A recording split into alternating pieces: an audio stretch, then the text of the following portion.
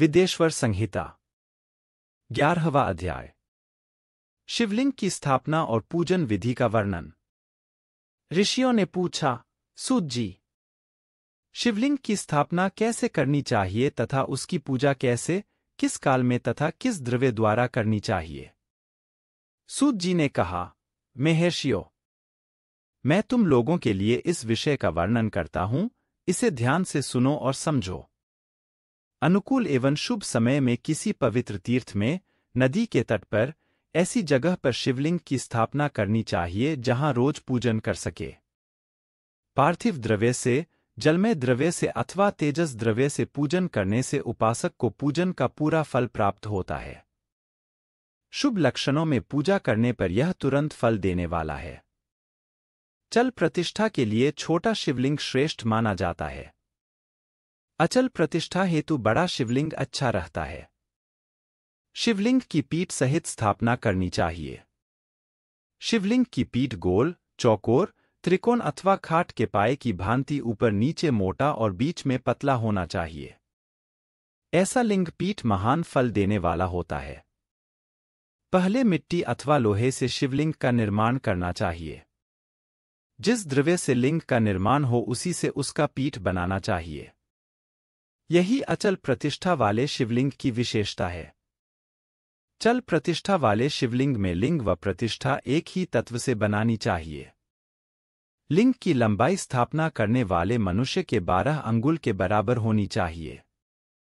इससे कम होने पर फल भी कम प्राप्त होता है, परंतु 12 अंगुल से लंबाई अधिक भी हो सकती है।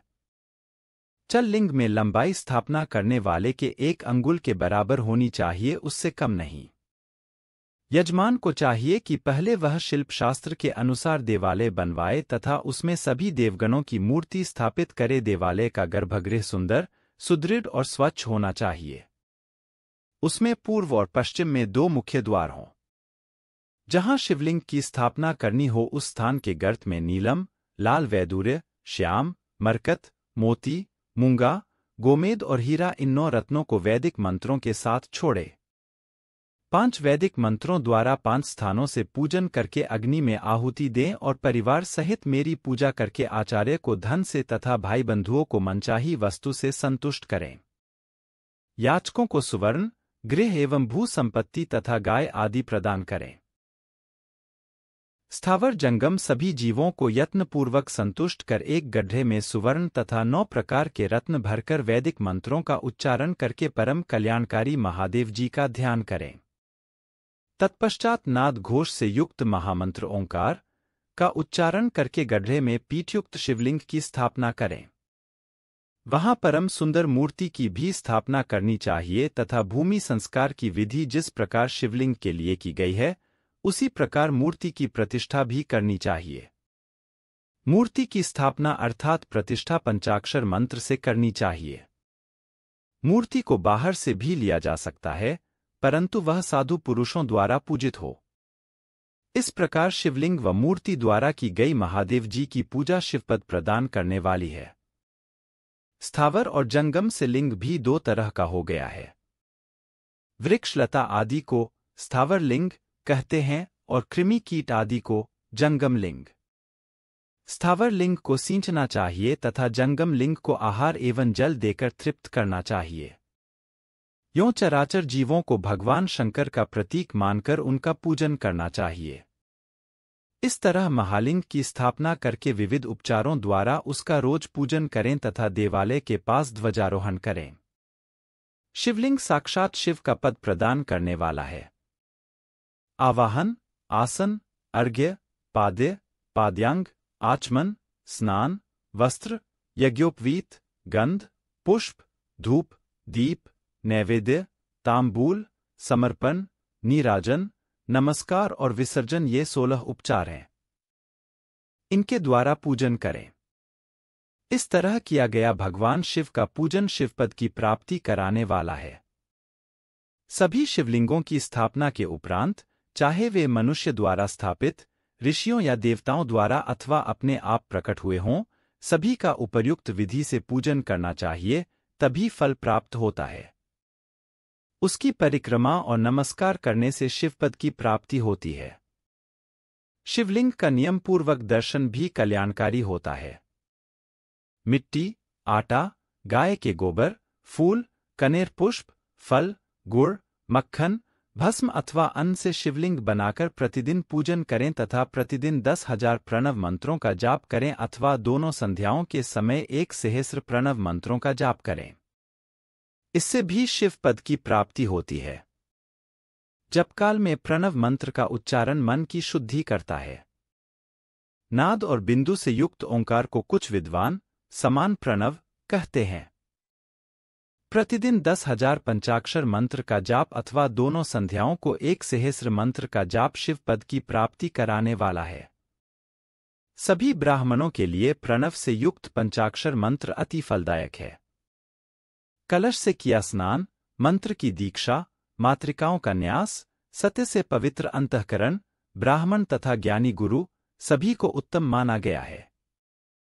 पंचाक्षर मंत्र का 5 करोड़ जाप करने से मनुष्य भगवान शिव के समान हो जाता है।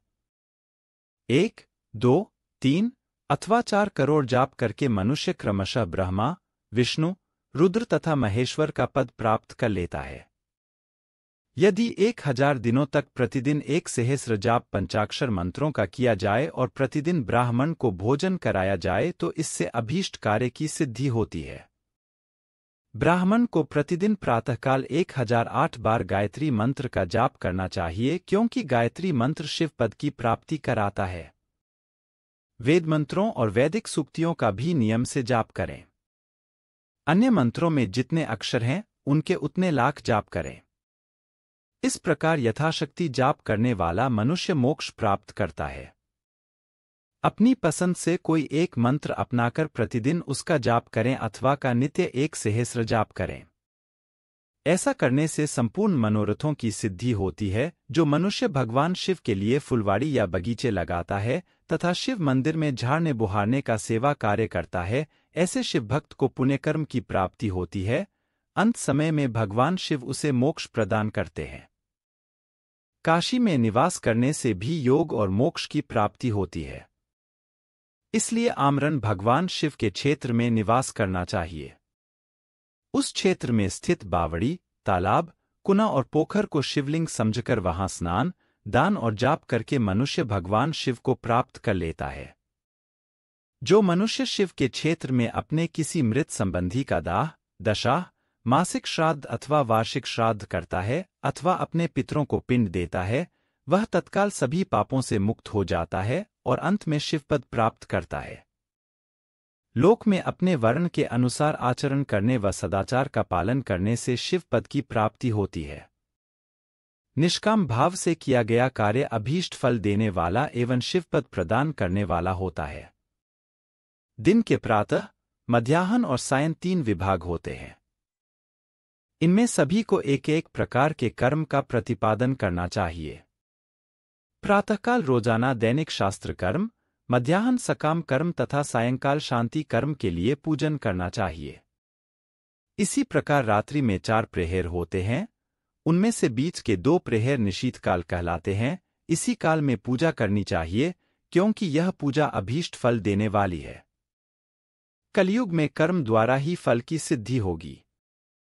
इस प्रकार विधिपूर्वक और समयानुसार भगवान शिव का पूजन करने वाले मनुष्य को अपने कर्मों का पूरा फल मिलता है। ऋषियों ने कहा, सूत जी, ऐसे पुण्य क्षेत्र कौन कौन से हैं जिनका आश्रय लेकर सभी स्त्री पुरुष शिवपद को प्राप्त कर लें? कृपया कर हमें बताइए।